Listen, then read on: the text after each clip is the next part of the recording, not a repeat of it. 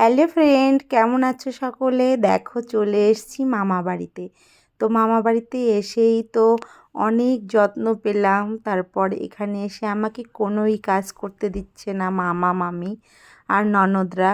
তো যাই হোক, আমাকে ছাদে পাঠিয়ে দিল, বলছে তুমি চারপাশটা শুধু ঘুরে দেখো। আর বাচ্চাদের নিয়ে একটু আনন্দ করছিলাম। যেহেতু আমি শ্বশুরবাড়িতে কাজকর্ম করি, সেজন্য মামি শাশুড়ি আমাকে একদম কাজ করতে দিচ্ছিল না। বলছে তুমি একদিনের জন্য বেড়াতে এসছো, তুমি একদম কোনো কাজ করবে না। সেজন্য আজকে আমি রিল্যাক্সে ঘুরছি ফিরছি, আনন্দ করছি। আর এখানে এসে তো আমি ভীষণ আনন্দ পেলাম। আর এই ছাদের এখানে এসে তো আরও বেশি আনন্দিত হয়ে গেছি।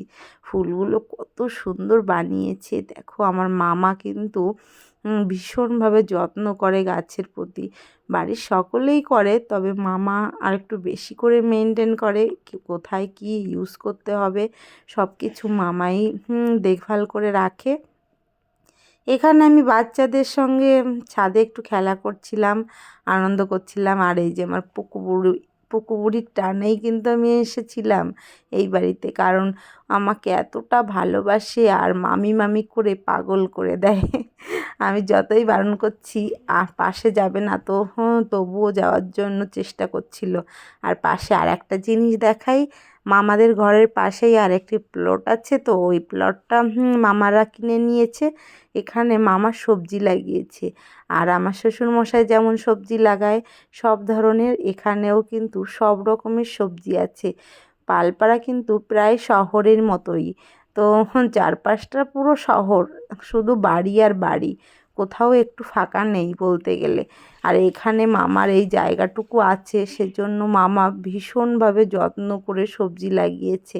বাড়িতে সব ধরনের সবজি লাগানো, সবজি যদি খাওয়া যায় কতটা আনন্দের। মামা যেহেতু চাকরি করে, যতটা টাইম পায় এইসব নিয়েই থাকে। আর আমার পাক্কু বুড়ি, আমি শুধু আদর করতেই থাকি আর আমাকেও আদর করতেই থাকে। আজকে আনন্দ করব, মজা করব, তারপর আবার বেরিয়ে যাব বাড়ির দিকে। যেহেতু বাচ্চাদের পড়াশোনা আছে, অনেক চাপ থাকে, সেজন্য আর বেশি টাইম থাকা যায় না। দেখো চারপাশটা সকলকে একটু ঘুরে দেখালাম। চারপাশে শুধু ছাদ আর ছাদ। যেহেতু শীতের দিন, সবার ছাদেই কিছু না কিছু জামা কাপড় থাকবে। সবাই একটু অ্যাডজাস্ট করে নিও। মামা বাড়ির ছাদটা সকলের কেমন লাগলো অবশ্যই কমেন্ট করে জানিও। আর আমার এই মামা মামি কিন্তু আমার জীবনের অনুপ্রেরণা, কারণ মামা মামিকে দেখে আমি অনেক কিছু শিখি। আমার বড় ছোটোবেলা থেকে মামাকে খুবই শ্রদ্ধা করে, খুবই ভালোবাসে। আর আমি আসার পর থেকে তার মুখে শুনে শুনে ওনাদের প্রতি আমারও সেই শ্রদ্ধা ভালোবাসা জন্মেছে। দেখো নিচে কতটা সুন্দরভাবে আবার সব কিছু লাগিয়েছে, মানে কোথাও ফাঁকা রাখেনি।